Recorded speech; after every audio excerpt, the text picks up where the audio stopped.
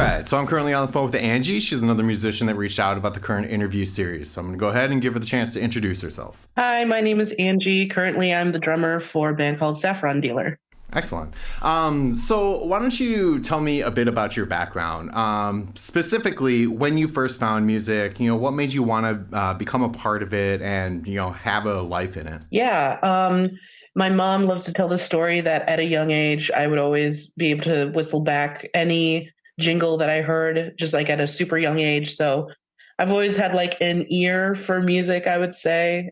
Uh, I was into singing a lot, not really in choir or anything, but yeah, it was just kind of just something fun about it, just getting into the groove of it. I didn't really think about the performance aspect about it that much, but yeah, just a fun thing to do. And then watching Lisa Simpson, play saxophone, I was like, oh, that looks like fun. Sure, So I sure. started with that. So, since you kind of touched base on the performance aspect of it, what did you eventually find that was different from your expectations about your connection to music versus performing music? Yeah, I just had this conversation with somebody recently just about how when she performs, she really just puts on a whole different character when she's on stage. And it's so different for me because I'm just up there to play my music.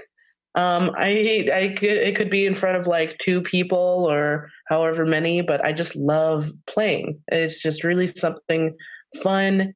And I mean, especially I started playing drums when I was 13 or something. I got my first drum kit. And it's, after playing for so long, it's like, oh, I'm actually getting like good at this, or I know how to do this. So that's fun. Sure. So let's talk about that a little bit. You mentioned you got your first kit when you were 13. What kind of drew you to the drums and made you want to choose that instrument? Um, it was definitely between finding Trey Cool of Green Day. He was fun and quirky, and then that led me to Keith Moon of The Who. Love Keith Moon so much. Just like a crazy, mad, fun drummer, and love that Animal is based off of him. I've always loved Animal from the Muppets. So yeah, and I don't think I would ever describe myself as like an outgoing person. If anything, I would be a bassist if I had any talent at playing bass. But like the drumming just aspect, getting like your limbs going, and once you get into it, you just get into it. It's so great. Sure, definitely. And so, did you kind of pursue learning drums on your own as a hobby, or did you do private lessons? Did you do marching band or concert band or anything like that? Yeah, so started with saxophone, joined band with saxophone. Um, Dabbled with that a little bit more, took some lessons, and then I saw that the drummers were having so much fun in band, but they wanted me to learn piano first, and I'm like, nah, I don't know anything about piano, so I did, yeah, go out and buy my first drum set. It was $100. It was a piece of shit. It was just, it was fine. It was there, and then learned a little bit on my own, but then started to take some lessons from some people, and then joined the School of Rock that was around here, and that was a lot of fun. Um, yeah, and I just kind of noticed that everybody seemed to be a guitarist or a singer, and I like singing. I'll do it sometimes, but I mean, everybody just seemed to need a drummer, so I'm like, yeah, I can do that. I can fill that. For sure, definitely.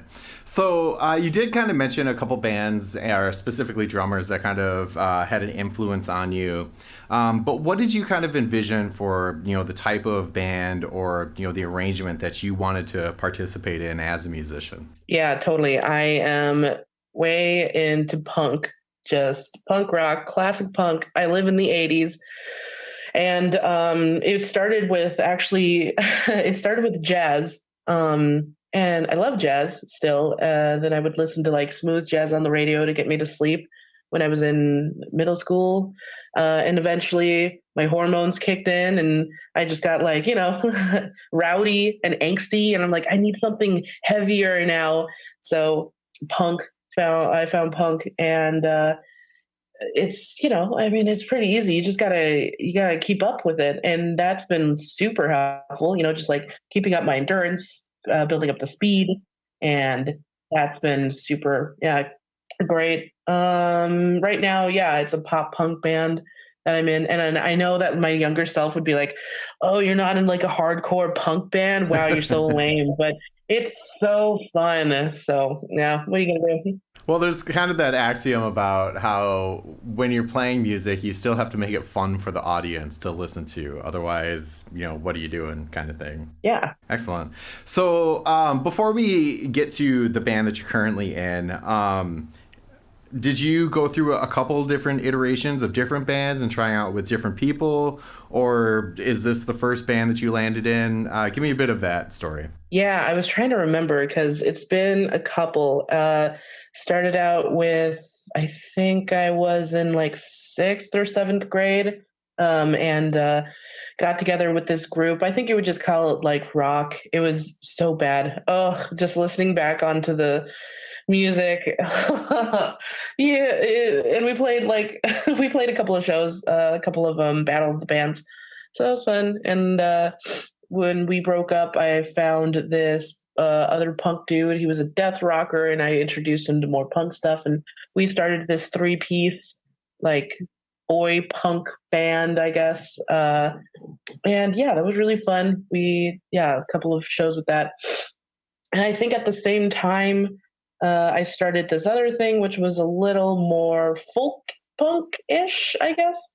And then that started another thing. So I've been in a lot of different bands for sure. And the biggest one was definitely in 2018, where I was in this band called Hard Looks, and we actually got to tour around. Went to New Orleans for New Year's Eve, Kansas City, uh, yeah, just like around there, like Lafayette and stuff like that. I don't know, but it was great. And then, COVID happened, so we disbanded. So that brings us up to, kind of where you are now, post COVID. What were you looking to kind of get back into? And, tell me a bit about your current project. Yeah, I knew I definitely wanted to play still. I didn't really, it felt like I was starting from square one. Because I was just lucky enough to know a very talented musician that wanted me to be in a band with her. And I was like, yeah, awesome. And then everything was just kind of given to me, like all these people know them. And it's like, sweet. I mean, we have all this stuff lined up. So starting in 22, yeah, or just earlier this year, I think in March, I saw somebody post on Twin Cities musician seeking thing. This guy was like, I'm coming from Arizona and I want to start this band, and here are the bands that I'm into. And I'm like, oh, that jives with me. I like that. And we clicked, and then he found a bassist for us, and now we are just like, yeah, pop punking it up and super fun. Got some like the snowball, like the Twin Cities is so great. The snowball is just rolling as soon as you get going, because everybody's just like fiending for music now, since we've had to put it on hold for so long. And like there's shows literally every night of the week. So yeah, it's super fun. Yeah, Twin Cities is great. That's where I am. And the music scene is definitely very alive. Oh yeah. Awesome. So, with all of that great explanation, let's talk about the specific project that you're a part of. What's the name of it? Who do you have involved in it? And what's kind of the hope? Where do you guys want to go? Yeah, we are called Saffron Dealer. That was our lead singer. It was his idea, and I like it a lot. I'm gonna get some saffron, and we're gonna deal that out and see how that goes. But we have a couple of shows. We just played a show at Palmer's like last weekend, which was super great for a great cause, for getting toys for kids, basically. And we want to just kind of keep conscious about like, yeah, just playing good shows for good people. And like it's two guys in my band, me being the only girl in there. And for my last band, it was all girls, and that was really comforting. But these guys, they get it. They're like, oh, I mean, like, yeah, if you're cool, you're fine. And if anything happens, I mean, of course, we'll help you out with, because I mean, the scene has definitely gotten better, but there are still like assholes out there. um, but yeah, we're just playing around. We don't have anything lined up yet for the. Oh, well, actually, we might have something. There's just so many working cogs, so. Sure, But we definitely. definitely want to go touring because one of them is from Arizona and one of them is from South Carolina. And I mean, we know people all over pretty much. We all know some people here and there. So getting on the road would definitely be our major goal, I would say. And getting an EP out, little things. Awesome. On that note, do you guys have any recordings that you've put out, or is it just kind of focused on getting gigs and doing the touring? We have a SoundCloud, Saffron Dealer MPLS, and what's the other one? Bandcamp. We have a Bandcamp as well. We have all the stuff. Instagram. We have a couple of videos, a couple of videos of us playing on there as well. I'll have to give links for all that stuff here in just a minute. But before we get there, what are some of your most impactful moments that you've had with music that have kept you motivated or had an influence on you in some way? That's a good question. I was part of this kind of women's like woman in rock like showcase.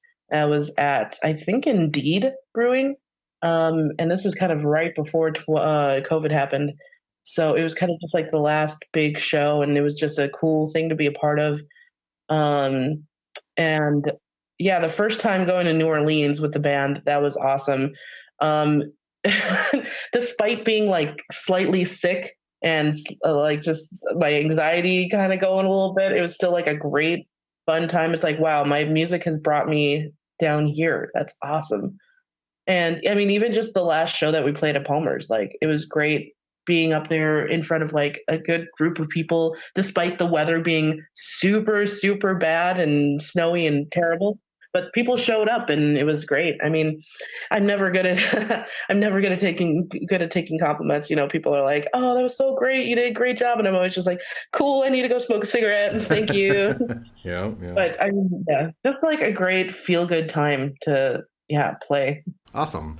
Where can people find Saffron Dealer and anything else that you have out there or follow you specifically? What are your social media links? Yeah, let's see. So it's Saffron Dealer. I have it right here, of course, because I'm a professional. Saffrondealer.mpls for our band.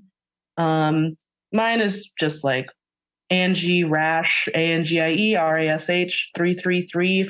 I guess if you want to follow me. I'm definitely posting a lot about. I'm kind of trying. I'm taking charge, of all the shows coming up and keeping on top of all that. So I guess that's where you could find that, and then just Facebook as well, Saffron Dealer. So I always like to give the person I'm interviewing the opportunity to put out their last word. So just a message you want to throw out there that you feel you resonate with. Yeah, just have fun with it. I mean, if you want to get into music, I mean, it's funny because they don't tell you. I mean, I feel like I haven't heard a lot about, the um, uh, money side of it, I guess, and anything like that. But like, you'll figure it out, when it gets there. And yeah, just as long as you're not a jerk and just having fun with it, like, it's just the best. It just feels so good to like be doing this stuff.